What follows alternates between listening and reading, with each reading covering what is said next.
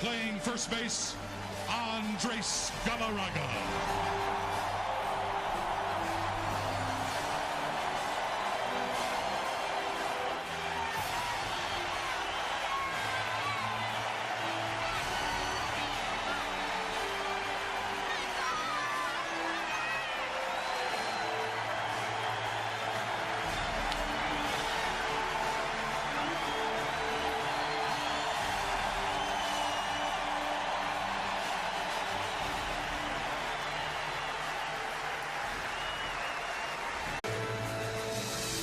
When we come back to Atlanta, the national anthem sung by recording star Brandy.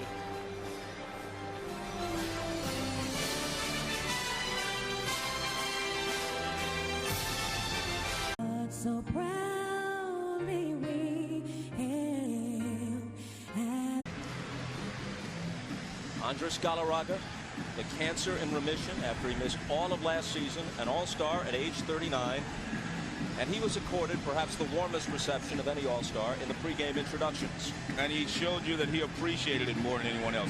And he's just so happy that he's been able to come back. But just think about it. It would have been enough just to come back and play, Bob. But he's having an all-star season. He's hitting for power. He's driving in runs. And the Braves are leading the National League. And now listen to the reception for Andres Galarraga.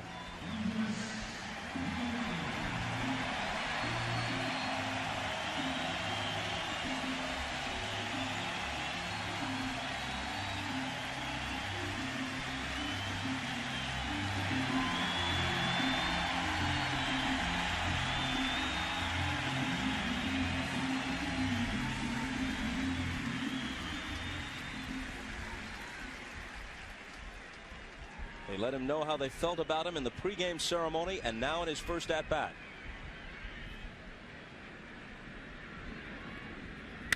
And he lines it hard to left field, but Carl Everett scarcely has to move to take it.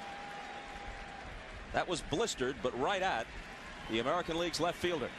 Bob, I think Andres is very well named. They call him El Gato, the cat, the big cat. And I mean, he's like a big cat. He's easy to love. I mean, he is just a great individual.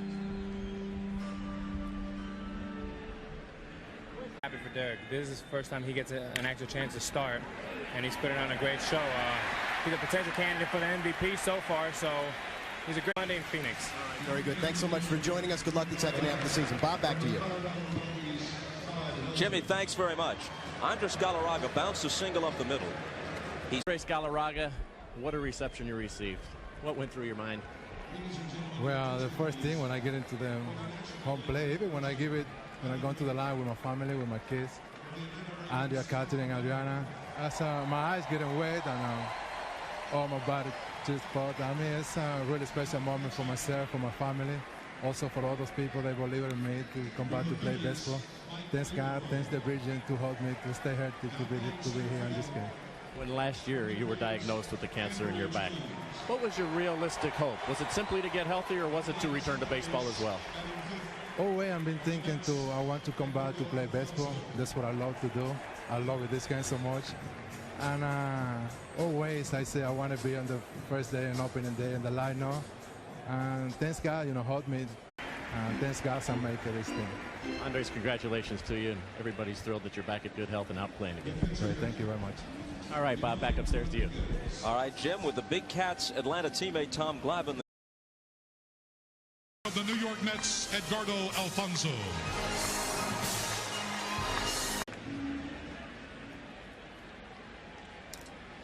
Chipper Jones tagged and moved from second to third. Runners at the corners with 2 out. And here's Alfonzo hitting .318. You look at these second basemen: Alfonzo, Jeff Kent, Jose Vidro, even a guy like Luis Castillo from the Marlins who didn't make the team and he's batting .369. You used to be the only guy who could hit .300 and pop 25 homers in a season and play Gold Glove second base. These guys are all bigger than I was. I mean, there's Jeff Kent. I mean, he's leading the league in RBIs. Look at that. Jose Vidro is the one that I'm most impressed with. This guy, according to Felipe Alou, has unlimited potential like Vladimir Guerrero, and because he plays in Montreal, no one knows who he is.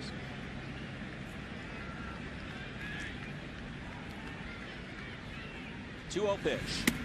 Way outside. It wasn't that long ago.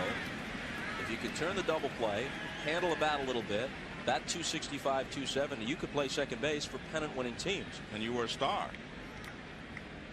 And seasons like those you had in the mid-70s or Ryne Sandberg put together for a whole career were a rarity for a second baseman. Now it's becoming nearly commonplace. Another cut on a 3-0 pitch, fouled off. Bob, there's no doubt in my mind that because the players today are bigger and stronger, that you are going to see a lot of second basemen and the middle infielders put up some big numbers.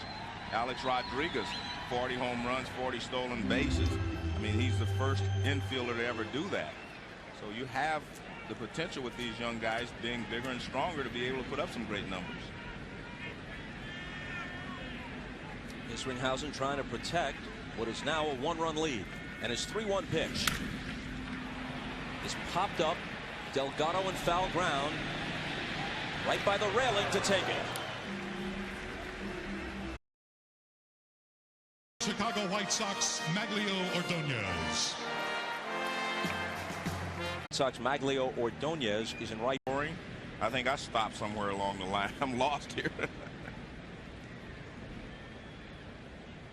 Well, Ordonez at the plate. Erstad on deck. Posada to follow if the inning is prolonged. Checked his swing but made contact. Still 3-2. With the All-Star game here in Atlanta, interesting to note that in the last 9 months they played the World Series in this town, the Super Bowl, and now the All-Star game, and just 4 years removed from the Summer Olympics. So it's been something of a sports mecca. Another 3-2 pitch. And a drive toward right center field with Andrew Jones in pursuit, but he won't get there. It splits them and goes to the wall. Ordonez on his way to second with a 1-out double.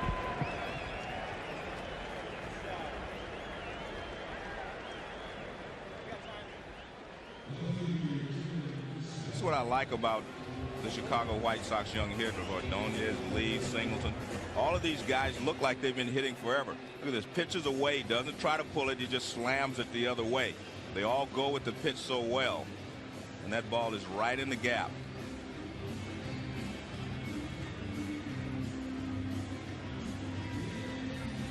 The White Sox with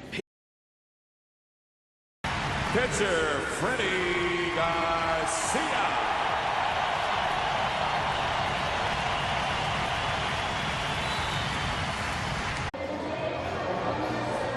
Third inning, no score. The American League has the game's only hit, and a new pitcher's in the game for Seattle, Freddie Garcia.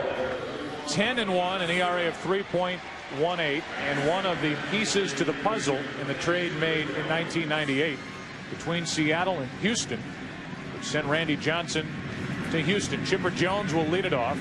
It'll be Jones, Kent, and Aurelia, the bottom three in the order for the National League. Chipper Jones making his third start as an All-Star. There's Jeff Kent on deck, and away we go in the third inning.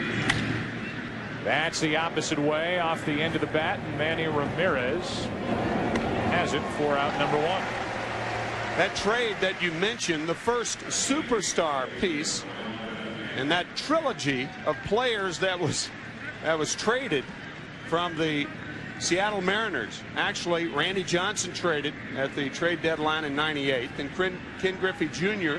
traded a couple of years later, and then Alex Rodriguez signing as a free agent. So in 3.5 years, 3 superstars leaving the Mariners. And what do? Win 63 games in the first half of the season this year. That leads me to my question. As Jeff Kent stands in, one of the most productive second basemen in the history of baseball with what he's done the last 4 seasons coming into this year.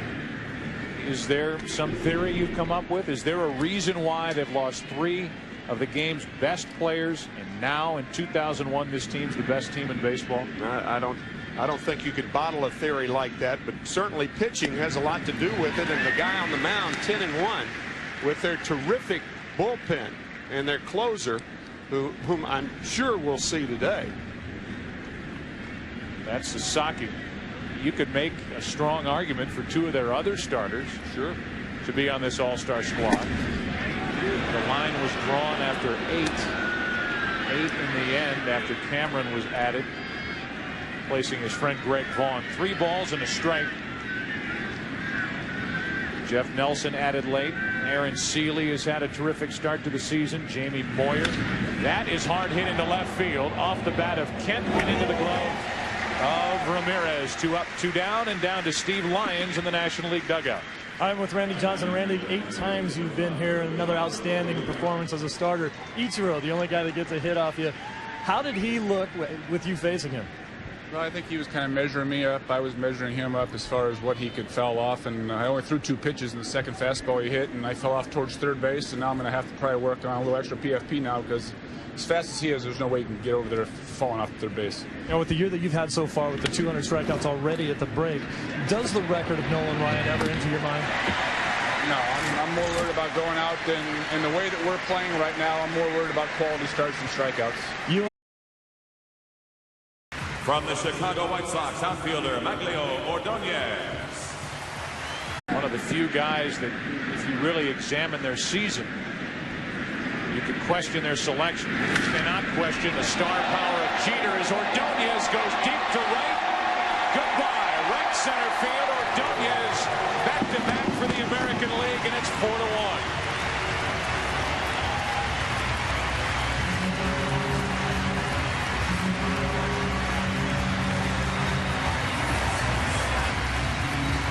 So after detailing that the Cubs pitching staff has allowed the fewest home runs in the league, Jeter and Ordonez go back-to-back.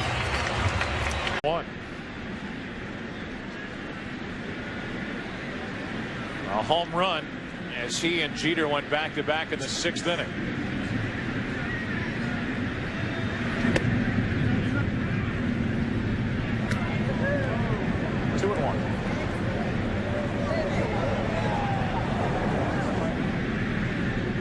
Jeff Shaw, the closer for the Dodgers, 24 saves and 27 opportunities.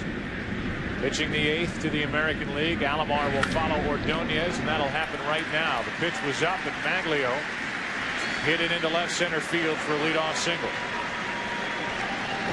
They're dancing in the streets of Cordo, Venezuela. During that game down there, it's about